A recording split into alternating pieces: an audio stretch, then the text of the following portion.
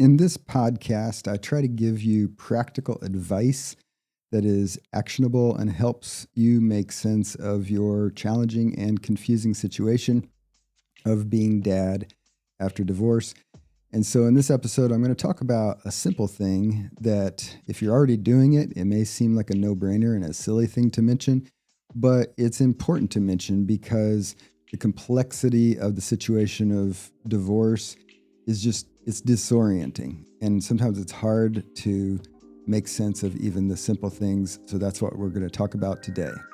Welcome to Being Dad After Divorce. I'm John Peters, and I've worked with thousands of separating parents over the last 30 years as a therapist, a co-parent coach, and a mediator. And I've taught live Cope with Divorce workshops to thousands of people. And if you're new to this podcast series, I highly recommend that after you watch this one, maybe go back and start with episode 1 and watch the episodes that you haven't seen so far and work through them. They're not exactly in a sequence, although some of them are 2-part series that one will follow the other. But I'll put a link up here at the top if you want to go start at number 1. Otherwise, I'll put episode number 1 at the end of this episode here, so you can just click on that once you get to the end of this one. All right. So part of the issue of divorce is, as I've talked about in a previous episode, is that it can be overwhelming because we use one term, divorce. I went through a divorce. I got divorced. I'm dealing with divorce. But we're really referring to a huge basket of a lot of adjustments that go on. And so sometimes the things that might seem a little bit trivial end up being very important because of the role they play in our overall stress and our overall adjustment. And one of the things that can kind of go out the window when we're going through such a stressful period is really basic things that they weren't issues when things were stable and not complicated and challenging. But once things become more complicated and challenging, they become crucial factors that we have to pay attention to. And what I'm talking about here in particular is the issue of keeping busy. And I talk about this in part because over the years, when I've talked with divorcing parents, what happens is you have your stable pattern of your lifestyle prior to the separation, which tends to be fairly busy and fairly full. So if I go grab 10 random people, I see that, Monday through Friday and on the weekends, they're up to different things, right? And often the problem that people have is really, I don't have enough free time. I don't have enough downtime. I don't have enough time where I'm off. I'm just so busy with work and parenting and all the other stuff you're up to. But when you get separated, it's common to have some free time in places where you did not have free time formerly. All right. And so when I talk to dads who have separated, maybe now they have, a few nights a week where they get off of work and they go home and they're like, I don't have anything to do, I'm kind of stuck with myself. I'm stuck with me in my own head. And this is, for a lot of dads, an issue because in those times, you are still under a period of high stress, which means, as I've talked about before, your brain is in, I'm fighting a bear mode. And when our brains are in that high stress mode, we tend to think about more negative things. We have more pessimistic attitudes toward whatever we're experiencing. We tend to highly focus on our anxiety and our sadness and our discomfort and our anger. When you are by yourself, it is a harder thing to deal with no matter what you're dealing with. And when we're in our own head, we can work ourselves into a frenzy. We can worry, we can ruminate, we can kind of expand the awareness of how sad we are or how mad we are or how lonely we are. Okay.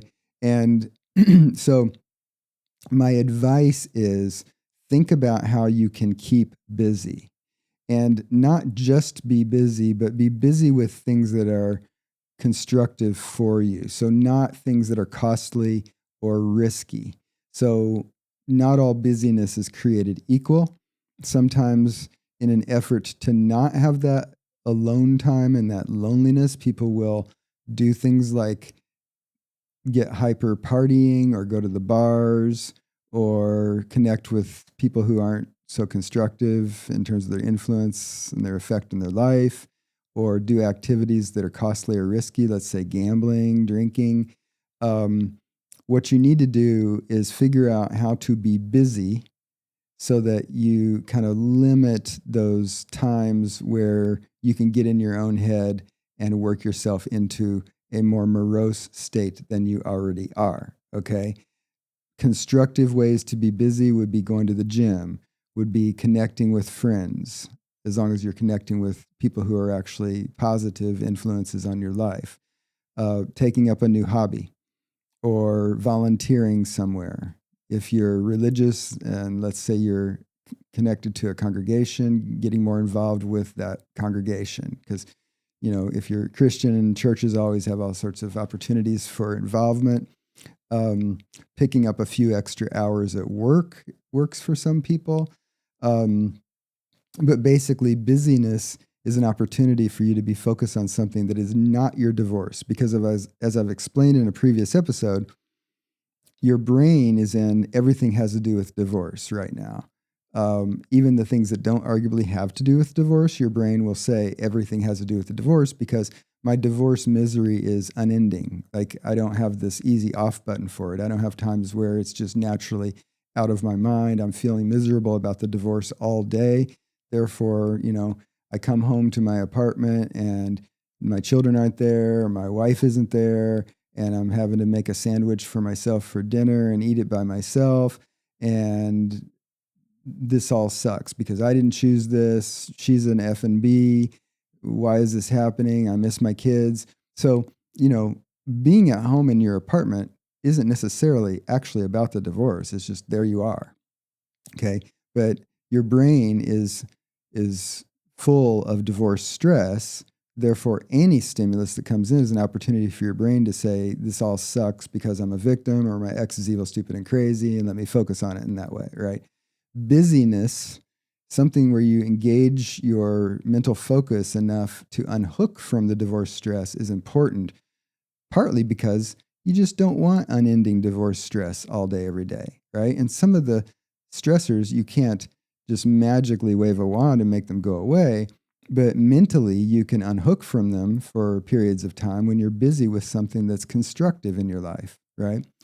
And during those recovery times, or during those times of respite, not only do we get relief from that because in that moment we're not actively engaged, but we get recovery. That means that mental fatigue that comes from ongoing, unending stress about whatever the stressor is, that wears us out and compounds the stress load on us. And so we need relief from stressors in order to recover from that mounting fatigue factor that can happen for ongoing stressors, right? So I encourage you, look for opportunities for you to engage with things so that you are a bit busier to fill in some of the gaps that are going on for you right now in your lifestyle that are creating those windows of opportunity for you to get engaged probably too much of the time in worry and rumination about how miserable you are in general, right? So busyness is worth a lot. Again, if you're already doing this, hopefully it validates something that you're doing constructively for yourself.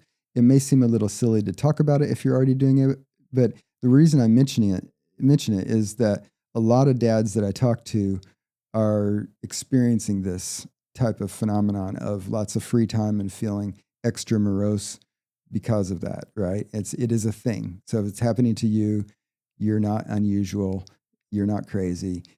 It's part of what happens as you're adjusting to your new lifestyle and progressively working through your divorce adjustment so that you kind of take care of the problem at a more fundamental level and you don't have to work as hard to cope with it because you're in a stable, more functional, healthy lifestyle. That may be yet to fully emerge for you, but in the short term, keep busy. All right. Thanks for joining me today. I know you got a lot to do with your time, and I appreciate you taking a minute to join me here. If you like this video, please like it. If you have a comment about this one, please leave a comment below because it helps me get feedback and it helps teach YouTube who interacts with my videos so they know who to show them to. If you have yet to subscribe, please subscribe. And if you know somebody who would benefit from this podcast, maybe you know somebody who's going through divorce, feel free to share the podcast with them too, or stick it on your social media because that helps the podcast get more exposure as well. So thanks for joining me today, and I will see you in the next video. And I'll put a link to the podcast episode 1 up on the screen now.